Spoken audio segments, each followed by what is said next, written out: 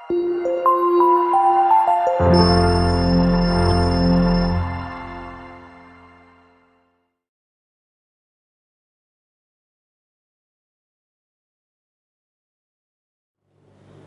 semuanya, kembali lagi bersama saya Akin dalam dalam video pembelajaran bersama Virginius untuk mata pelajaran matematika. Hari ini kita akan belajar materi peluang, tetapi peluangnya adalah lanjutan dari materi sebelumnya.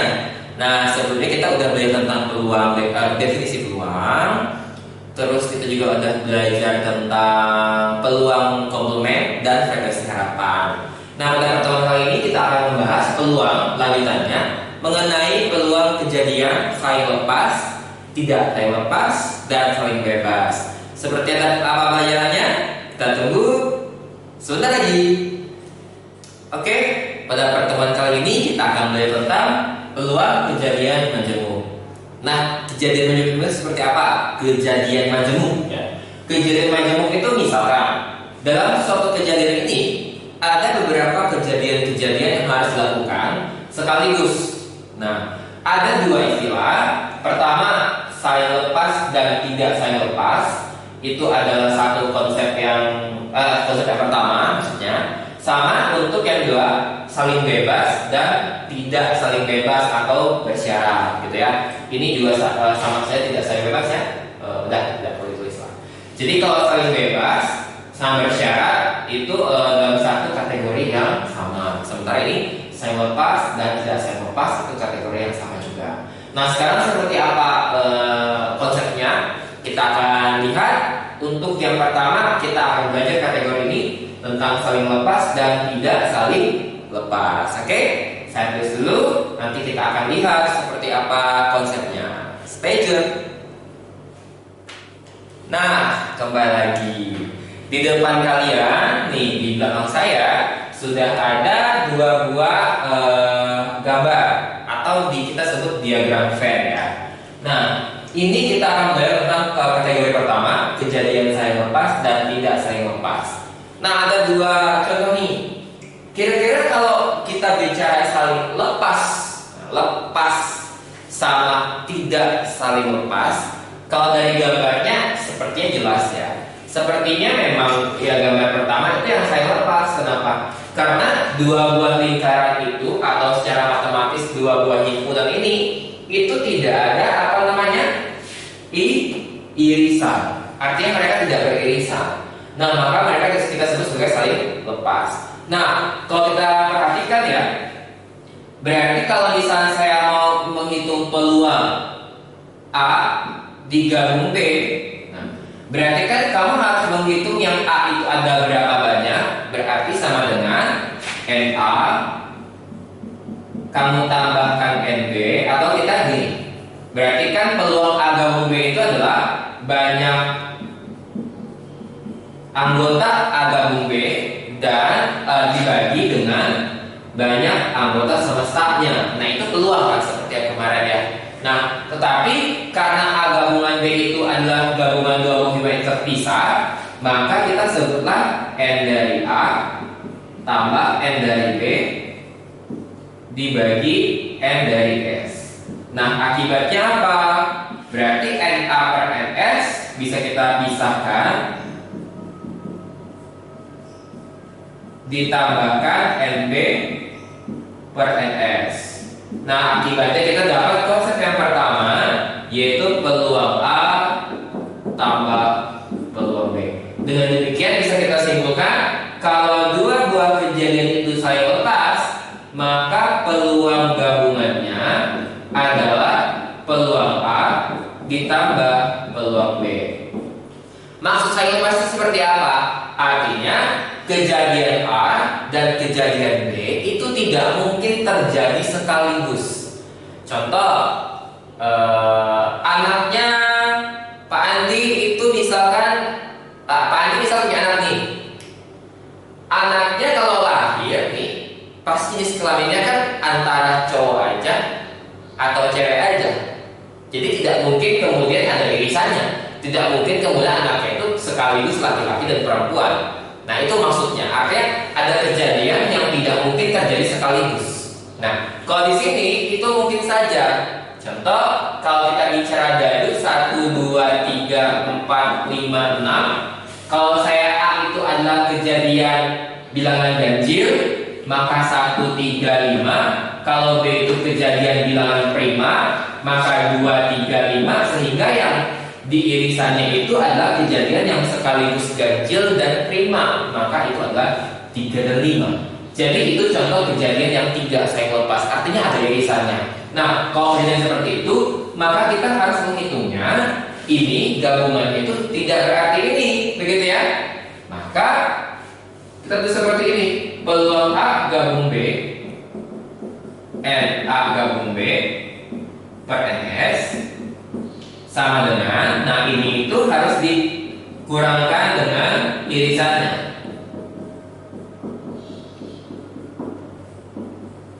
Karena dia ada irisannya.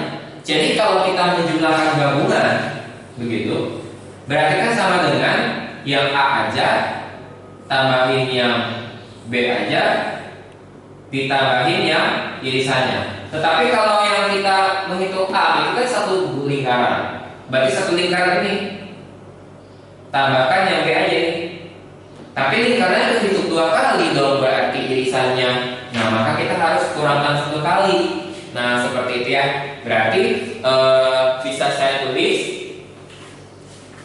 dulu saya sudah putar. Oke. Maka kita tulis seperti ini. Nah, akibatnya seperti konsep yang di sebelah bisa kita pisah. Kita pisahkan. Berarti NA per NS tambah NB per NS kurangin irisannya NA iris B per NS.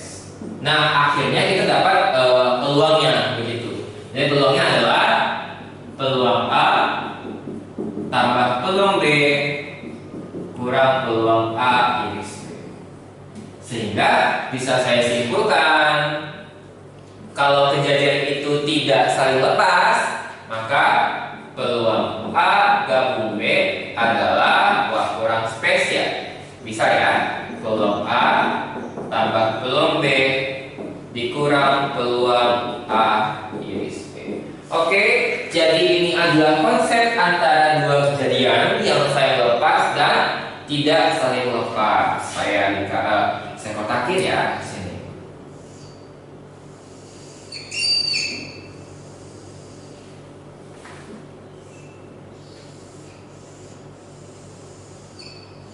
Oke, sudah paham ya? Jadi nanti kita akan melihat contoh-contoh seperti apa yang bisa diterapkan untuk konsep kejadian saling lepas atau kejadian yang tidak saling lepas. Oke, siap-siap kita akan lihat contoh. Oke, adik-adik, kembali lagi di soal yang pertama ya. Nah, ada contoh. Kita perhatikan. 2 buah mata dadu dilempar sebanyak 1 kali. Nah, tentukanlah peluang munculnya mata dadu yang berjumlah 8 atau 10. Nah, dia pengen itu 8 atau 10. 8 atau 10 tuh. Berarti kan apakah ini kejadiannya saya lepas atau saya bebas? Kita perhatikan kasusnya. Mungkin nggak ada kejadian yang sekaligus mata dadu itu munculnya tuh sekaligus itu berjumlah 8 dan 10. Kan nggak mungkin. Artinya kalau pas muncul, ya kalau jumlahnya 8 ya 8, nggak mungkin sekaligus jumlahnya 10 kan. Nah, karena nggak mungkin terjadi irisannya, maka ini kita simpulkan adalah kejadian saling lepas. Nah, karena kejadian saling lepas, maka kita tinggal tambahin aja gitu. Nah, cara gimana? Nah, kalau saya definisikan A ya. Kalau A itu misalkan adalah kejadian munculnya mata dadu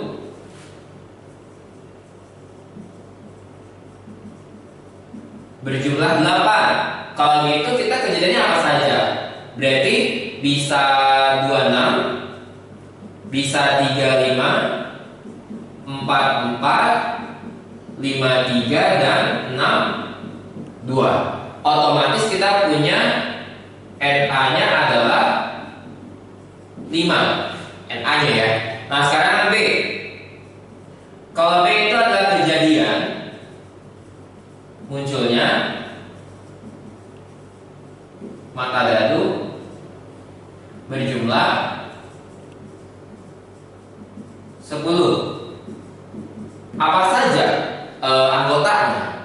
Nah, berarti yang mungkin itu kan satu, nggak mungkin ya. Berarti 3, 4, 6, 5, 5, 6, 4. Otomatis kita punya NB-nya adalah 3. Nah, mau ditambahin dulu boleh, mau dihitung peluangnya juga boleh. Maksud saya seperti ini. Tadi kan yang cara yang kita tulis itu seperti ini ya. Jadi peluang A gabung B adalah NA gabung B dibagi NS. Kalau NS jelas ya. Kalau dua mata dadu, dua buah dadu, dua mata dadu ya. Dua buah dadu maksudnya. Dua buah dadu dilempar sebenarnya satu kali. Nah, kalau dua buah dadu dilempar, berarti semestanya itu kan pasti berapa? 36 ya. Jadi kita punya NS-nya adalah 36. Itu kita simpan. Maksud saya ini informasi yang sudah kita ketahui ya. Nah, sementara kalau rumusnya seperti tadi, awalnya kan kita bisa uraikan itu bahwa NA tambahin NB. Nah, boleh cari peluang jumlahnya dulu boleh, atau ditentukan peluangnya dulu juga boleh. Atau pakai peluang juga boleh. Peluang A tambah peluang B atau NA tambah NB boleh dibagi NS. Nah, lebih gampangnya kita mungkin sejumlahin aja langsung ya. Jumlahin aja NA gabung, cari dulu NA gabung B-nya berapa. Nah, karena dia kejadian saya lepas, maka kita peroleh fakta bahwa ini berarti NA gabung B sama dengan NA tambah NB karena dia saya lepas. Itu kalau nggak lepas tinggal tambahin aja, hasilnya 5 tambah 3 yaitu 8. Sehingga kita peroleh peluang A gabung B adalah NA gabung B dibagi NS. Hasilnya adalah 8/36 atau 2/9. Nah, seperti itu. Lumayan bisa dipahami kan? Jadi kalau kejadian itu tidak mungkin terjadi bersamaan, maka kita hanya perlu menambahkan atau menjumlahkan dua buah kejadian itu kita gabungkan. Artinya dengan cara menjumlahkan banyak anggota dari masing-masing kejadian. Ini anggota yang 5, ini anggota yang 3, kita jumlahkan maka itulah gabungannya. Banyak anggota gabungan dua kejadian itu. Gitu. Oke? Sudah paham? Sekarang kita coba lihat soal yang berkaitan sama tidak saling lepas seperti apa. Stay tune ya.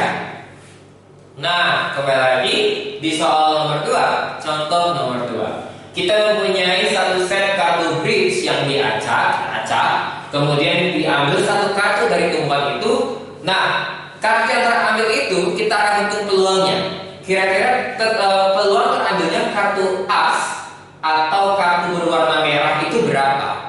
Nah, sebelum itu kamu harus tahu dulu kartu bridge itu seperti apa. Karena sebelumnya kita bicarakan tentang dadu dan koin gitu ya. Nah, kartu bridge itu adalah ya bahasa santainya itu kartu remi gitu yang ada gambar ikan mas, ikan koi itu. Nah, kartu bridge itu terdiri dari saya pakai warna lain ya. Satu set kartu bridge itu memuat 52 kartu dengan rincian apa saja kartunya. Rinciannya adalah dia ada 4 simbol. Jadi saya bisa gambar simbol ini. Simbolnya adalah simbol ini apa nih sebutnya nih? Kalau bahasa Inggrisnya kita sebutnya simbolnya spade ya. Atau biasa disebut sekop atau daun gitu atau garu gitu. Saya sebutnya pakai bahasa Inggris saja biar formal. Ini adalah spade. Terus ada juga clover di sini ya. Nah, ini adalah kartu clover yang warna hitam. Nah, selain clover ada apa lagi? lagi. Yang paling gampang yaitu adalah, ini kurang bagus gambaran saya kan maunya bagus gitu. Kemudian yang ketiga ada yang namanya kartu diamond. Warnanya warna merah. Kemudian ada kartu yang terakhir yang paling gampang semua orang tahu, kartu heart. Oke, jadi ini sudah terlihat nih. Ada dua warna, hitam dan merah. Ada 4 simbol, spade, clover, diamond, sama heart. Sementara untuk angkanya ada 13 simbolnya ya, simbolnya. Yaitu yang namanya pertama as, 2, 3 dan seterusnya sampai 10 Jack, Queen, King. Oke.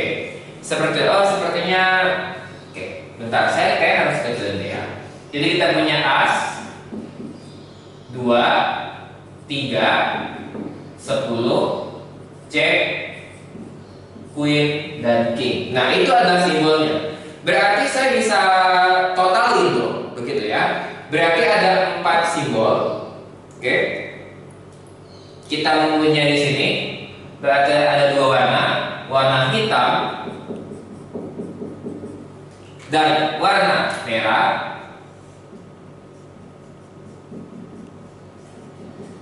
Sementara simbolnya itu ada 13 simbol di sini.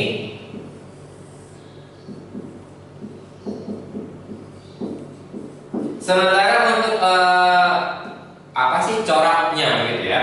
Ada 4 gambar, 4 corak ya. Begitu ya. Nah, ini isi-isinya nih tinggal kamu match aja, dipasang-pasangkan. Ada as clover, as dan sebagainya begitu ya. Nah, sekarang dia itu pengennya terambilnya kartu as atau kartu berwarna merah. Sekarang mungkin nggak terambil kartu yang sekaligus as sekaligus juga merah? Jawabannya mungkin saja. Ini as merah, ya kan? Berarti itu 2 kejadian yang tidak bisa lepas tuh. Maka bisa saya buat seperti ini. Kita buat kejadiannya dulu ya. A adalah kejadian terambil 1 kartu as. Kalau satu kartu as, berarti asnya apa saja tuh? Ya, asnya ada 4 tuh. As yang spade, clover, diamond, sama heart. Berarti ada 4 ya. Maka kita bisa peroleh NA-nya ada 4. Ya, saya nggak perlu tuliskan simbolnya apa saja ya, soalnya agak susah kok gambarnya. B itu adalah kejadian terambilnya 1 kartu berwarna merah. Nah, kalau merah itu ada berapa banyak? Kalau merah itu ada 2 warna ada 2 corak kayak warna merah, sementara 1 coraknya itu ada 13 simbol, maka totalnya ada 26 kartu berwarna merah. Maka saya bisa peroleh NB-nya adalah 26. Sementara kalau A iris B itu adalah kejadian sekaligus ya, kejadian saya di sini aja. Terambil 1 kartu as yang merah. As merah ada nggak? Ada kan tadi kan? As merah itu as diamond sama as yang 4. Berarti ada 2. Berarti saya bisa peroleh N dari A irisan B-nya adalah 2. Nah, dari informasi ini berarti saya mempunyai hitung-hitungannya gabungannya seperti apa. Maka kita peroleh NA gabung B adalah NA tambah NB kurang irisannya. Berarti ada berapa tuh? Nah, NA 4 tambahin 26 kurang 2, dapatnya itu 28. Berarti ada 28 kemungkinan. Nah, kalau kemungkinan berarti kita bisa hitung peluangnya. Diperoleh peluang A gabung B 28, tulis dulu ya. Berarti NA gabung B dibagi NS. Semestanya kan kita tuh ada 52 kartu ya. Berarti sama dengan 28 dibagi 52. Hasilnya itu bisa diperkecil-sederhanakan? Bisa. 28 bagi 4 itu 7. Berarti 7 per 13. Itu jawabannya. Bisa dipahami? Nah, contoh-contohnya itu seperti ini ya. Jadi kalau ada kejadian yang mungkin terjadi sekaligus, maka kita simpulkan itu kejadian yang tidak saling lepas. Kalau kejadian itu tidak mungkin terjadi sekaligus, maka dia kejadian yang saling bebas. Oke? Bisa dihitung peluangnya masing-masing, atau juga dihitung N-nya, dihitung berapa banyak anggotanya dulu, begitu. Oke, seperti itu saja. Nanti kita akan coba lihat untuk kejadian yang kedua, yaitu kategori kedua, yaitu tentang kejadian saling bebas dan kejadian yang tidak saling bebas atau bersyarat. Seperti apa? Kita tunggu contoh berikutnya. See you.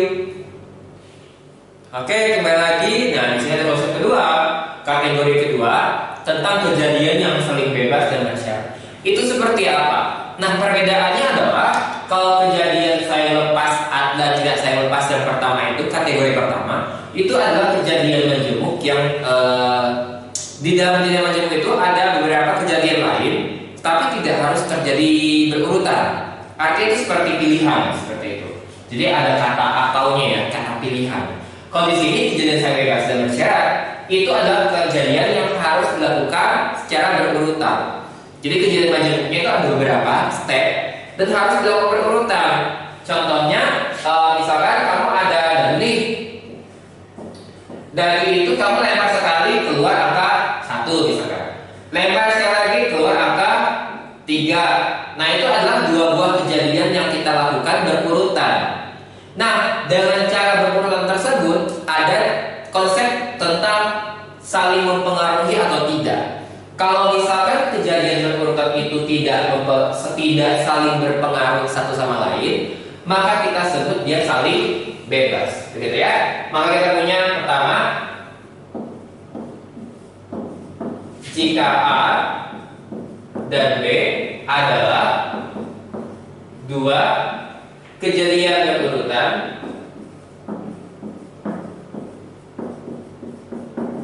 dan tidak saling mempengaruhi,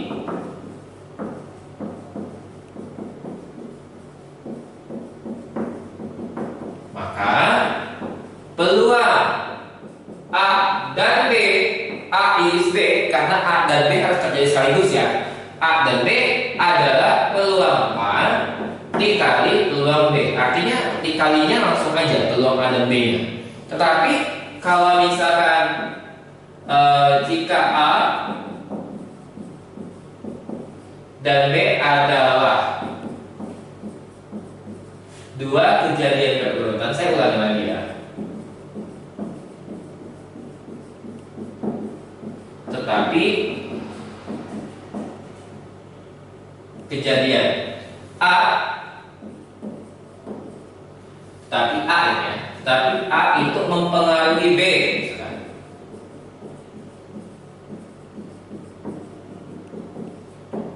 Maka peluang A iris B adalah peluang A dikalikan peluang B setelah A terjadi. Nah gitu. Jadi itu ada perkaliannya itu seperti ini, berbeda di ujung. Ini ceritanya A dilakukan dulu. Jadi A dilakukan dulu, baru B nyusul gitu ya. Tetapi gara-gara A sama B tidak mempengaruhi, bukan tidak sahabat ya. Dan A tidak mempengaruhi B gitu. Tidak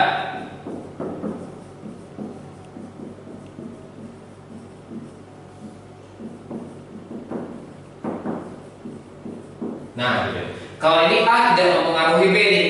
Kalau tidak mempengaruhi B berarti ya B independen ya. Terjadinya tidak terpengaruh oleh A. Tetapi kalau B terpengaruh oleh A, maka ini harus simbol seperti halnya peluang B dengan syarat A terjadi. Nah, seperti apa?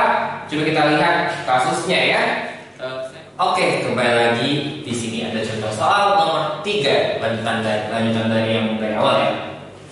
Ada sebuah kantong yang di dalamnya itu ada 4 buah bola merah dan 5 buah bola biru. Ada 4 merah dan 5 biru. Dari bola-bola itu kita akan ambil, bukan mengambil sih ya, artinya kita akan mengeluarkan, kemudian tapi dikembalikan lagi. Jadi kita akan mengambil 2 bola. Kelereng sih, kan saya tulisan bola tadi, 2 bola. Oke, 2 bola diambil 1 per 1. Oke, 2 bola diambil 1 per 1, one by one. Artinya bukan berarti sekali ngambil 2, enggak. Dia ngambil satu. Nah, tapi habis ngambil yang pertama, oh ini bola biru nih, misalkan masukin lagi, begitu. Artinya dia cuma melihat aja, gitu ya. Tentukan peluang terambilnya bola merah, kemudian bola biru. Berarti pertama harus bola merah dulu, baru bola biru lagi. Nah, apakah ini pengambilan bola merah yang pertama, apakah mempengaruhi bola biru yang kedua? Jawabannya tidak, karena bolanya dikembalikan, sehingga pada proses pengambilan yang pertama, setelah pengambilan pertama itu terjadi, maka pengambilan keduanya itu kondisinya akan sama seperti pengambilan pertama. Kondisinya ya, jadi kondisinya tidak berubah. Artinya jumlah bola tetap banyak, bolanya tetap sama, komposisi warna juga tetap sama. Jadi tidak ada pengambilan pertama tidak mempengaruhi pengambilan kedua. Kalau gitu, ini adalah kejadian saling bebas, begitu. Jadi ini adalah kejadian saling bebas.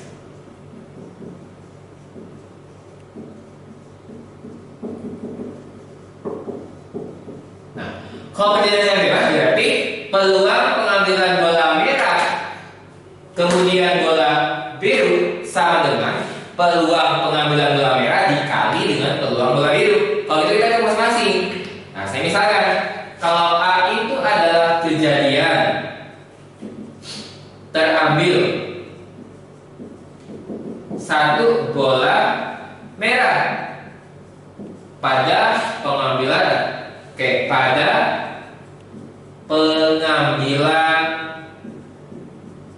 pertama, maka kita punya apa?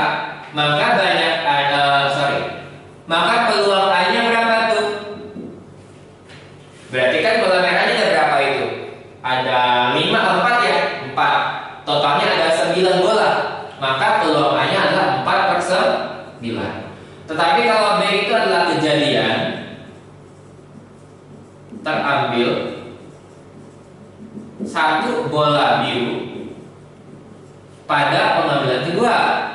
Karena dia tidak berpengaruh, maka kita bisa langsung menghitung peluang B langsung saja tanpa ada garis segel yang artinya tidak ada ceritanya terpengaruhnya. Jadi peluang B-nya adalah 4 per 9, berarti berapa tuh? Kalau B itu 5 ya? 5 per 9. 5 per 9. Nah, karena peluang B-nya 5 per 9, peluang A-nya 4 per 9, sementara dia kejadian saling bebas, kita dapat simpulkan bahwa berarti peluang terjadinya A dan B, peluang terjadinya terambilnya bola merah ke bola biru adalah peluang A, saya di sini. Peluang B dikalikan berapa itu peluang A? 4 per 9, 5 per 9 berarti sama dengan 4 per 9 kali 5 per 9 atau 20 per 81. Jadi itu jawabannya. Gitu ya. Jadi kalau kejadian tidak saling berpengaruh itu berarti kita bisa hitung masing-masing. Nah, seperti itu. Oke, sekarang kita akan cek untuk contoh soal terakhir terkait itu peluang kejadian bersyarat. Gitu ya.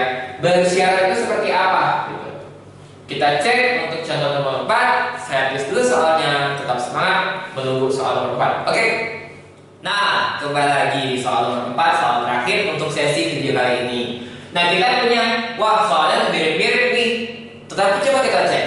Terdapat sebuah kantong berisi 4 bola merah dan 5 bola biru seperti soal nomor 3, tetapi prosesnya berbeda.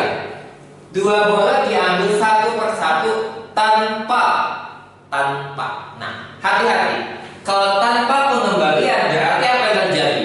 Begitu bola pertama saya ambil, tidak saya kembalikan.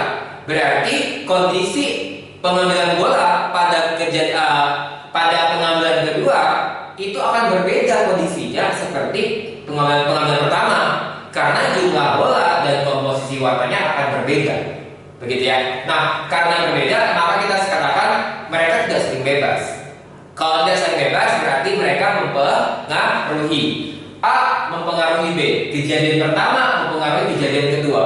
Pengambilan bola yang pertama kali mempengaruhi pengambilan yang kedua kali. Kalau gitu kita simpulkan ini kejadian yang bersyarat ya.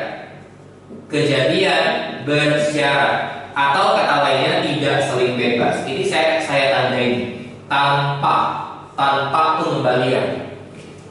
Nah, kalau gitu kejadian sama seperti tadi, tetapi peluangnya berbeda. Contoh, kita lihat kejadian terambil satu bola merah pada pengambilan pertama. Kita lihat kalau pengambilan pertama sama aja, karena kondisinya masih murni ya, tidak ada campur tangan dari pengambilan sebelumnya. Begitu. Maka bisa saya hitung peluang A sama aja 4/9. Tetapi pada pengambilan kedua, hati-hati. B itu kejadian terambil satu bola biru pada pengambilan kedua, tetapi ini nggak bisa dihitung peluang B-nya karena sudah terjadi dipengaruhi oleh kejadian A. Kalau gitu kita akan hitung lihat kondisi setelah A terjadi, apa yang terjadi. Kondisinya seperti apa? Karena kalau kejadian A ini pengambilan pertamanya ngambil satu bola merah, maka kita mempunyai seperti ini. Di samping ya, di sini ya. B itu kita tidak bisa menulis seperti ini. Nah, nggak bisa karena B ini bersyarat nih. Maka kita akan merevisi begitu. Jadi ini tetap saya tulis untuk melihat perbedaannya, begitu ya. Kalau B itu kan kejadian terambil satu bola biru pada pengambilan kedua, tetapi hati-hati, ini kejadian bersyarat. Maka kita tidak bisa menulis seperti ini. Yang harus kamu tulis adalah B garis A atau B dengan kondisi A terjadi. Itu adalah kejadian terambil satu bola biru pada pengambilan kedua,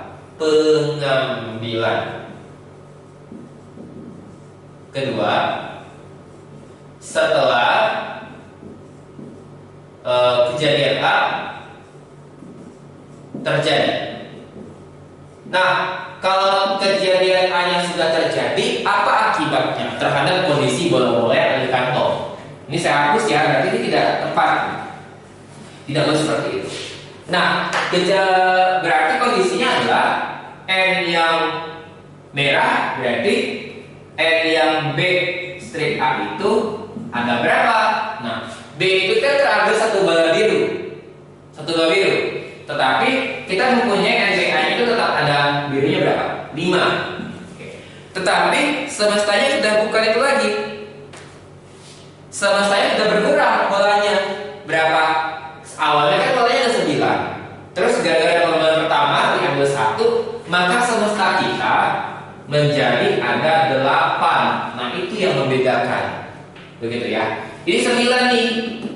Karena saya tulis di sini deh biar paham. Artinya di sini NA-nya ada 4, kan bola biru merah ada 4 dan semestanya ada 9. Berarti kita peroleh peluang A-nya adalah NA per NS yaitu 4/9. Tetapi kalau pas pengambilan kedua itu ada syarat pengambilan pertama.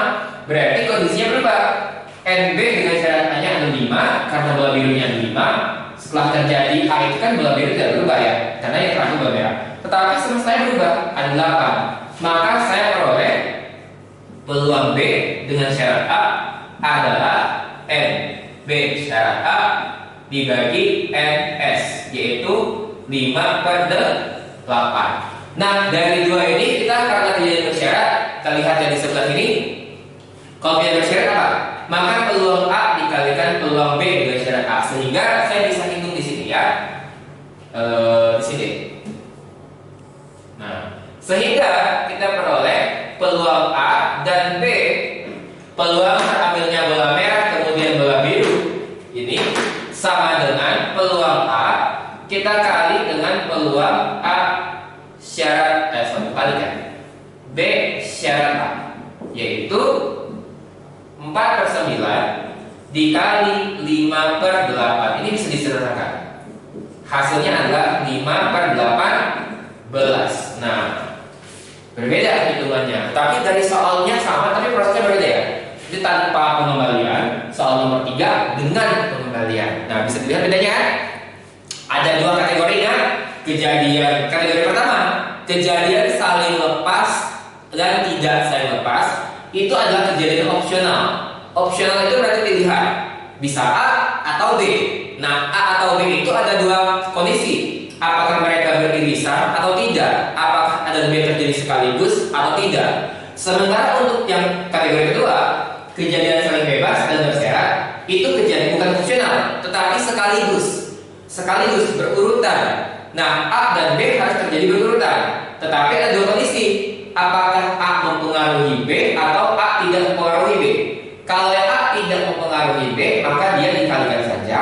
Kalau A mempengaruhi B, maka kamu harus menghitung peluang bersyaratnya ketika B terjadi setelah A terjadi.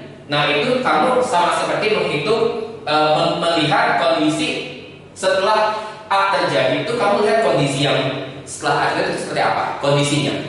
Artinya kamu bisa lihat semestanya seperti apa, komposisi warnanya seperti apa, semestanya seperti apa, itu akan berubah gara-gara A terjadi itu mempengaruhi. Nah, seperti itu ya. Nah, mudah-mudahan penjelasan kali ini membantu dan bisa dilihat lagi video-video sebelumnya tentang peluang kalau memang kurang paham tentang peluang itu apa. Nah, untuk kali ini kita sudah selesai membahas peluang kejadian yang saling lepas, tidak saling lepas, dan kejadian saling bebas dan bersyarat. Nah, semoga penjelasan kali ini bisa menambah wawasan kamu tentang peluang. Nanti terkait latihan soal akan kita lihat di video-video selanjutnya. Tetap dukung Klik Jenius dengan cara like, subscribe, dan kalau bisa kamu bisa komentar dengan memberikan pertanyaan-pertanyaan atau request terkait materi-materi atau soal yang ingin kamu bahas. Tetap di Klik Jenius, jadi penonton setianya ya. Oke, sampai jumpa dengan saya Arvin, kita pamit dulu. Bye.